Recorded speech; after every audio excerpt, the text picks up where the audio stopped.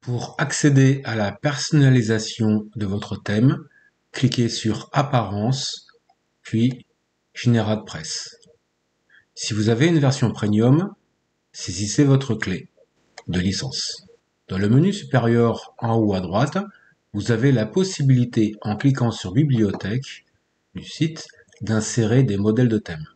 Vous pouvez créer des éléments personnalisés réutilisables dans votre page en cliquant sur le bouton Éléments. Ensuite, sélectionnez les modules que vous voulez voir apparaître et gérer dans votre site en cliquant sur Activer. Passons maintenant à la personnalisation de votre thème. Pour cela, je clique sur Apparence, puis Personnaliser.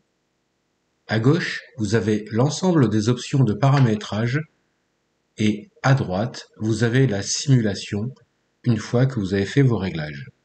Voyons l'onglet Identité du site.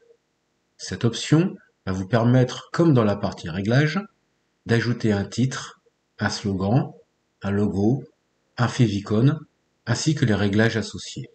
Voyons l'onglet Mise en page. L'onglet Mise en page est une des plus importantes, car, en effet, dans cet onglet, vous pouvez gérer, entre autres, les marges, les couleurs, les polices de caractères de l'ensemble de votre thème. Cet onglet est divisé en plusieurs parties.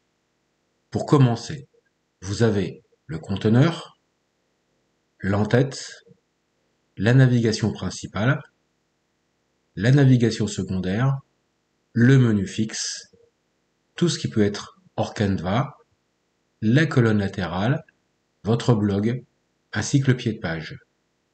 Dans notre cas, j'ai installé l'extension WooCommerce et c'est pour ça que ce bouton apparaît. J'ai donc un réglage supplémentaire. Le conteneur. Dans cet onglet, vous allez pouvoir paramétrer les couleurs de votre site, la typographie de votre thème, la gestion de l'arrière-plan, par exemple insérer une image de fond. En dessous, vous pouvez gérer la largeur de votre conteneur, les espaces de séparation, les séparateurs de contenu, ainsi que leur disposition. Vous avez peut-être remarqué les trois petits icônes en bas qui vont vous permettre de prévisualiser votre site sur un écran ou sur une tablette ou sur un smartphone. En tête. Comme pour l'onglet précédent, vous pouvez gérer les couleurs, la police, l'arrière-plan et vous avez les réglages pour définir finement votre en-tête. La navigation principale. Vous allez gérer dans cet onglet la taille et la disposition de votre menu en plus des couleurs et des polices. La navigation secondaire. Comme la navigation principale, si vous avez plusieurs menus à plusieurs emplacements, vous avez les mêmes réglages que dans la navigation principale.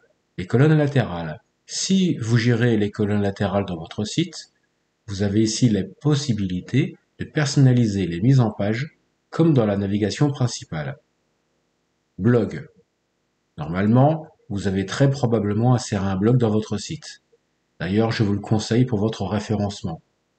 Dans cet onglet, vous allez pouvoir personnaliser comment vont apparaître vos articles par rapport aux visiteurs.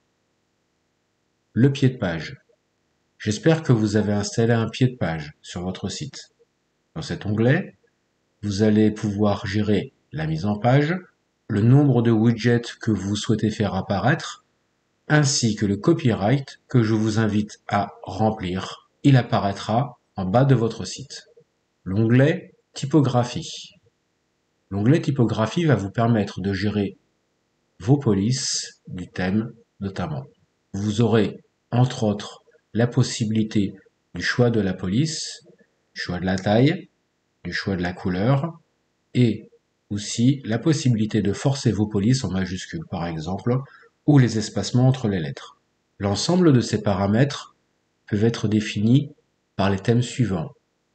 Le corps du site, la navigation principale, la navigation secondaire, vos boutons, vos titres, vos widgets, votre pied de page. L'onglet Couleurs. L'onglet, tel que son nom l'indique, va vous permettre de gérer les couleurs dans le corps du site, L'entête, la navigation, vos boutons, vos formulaires, vos widgets, votre pied de page.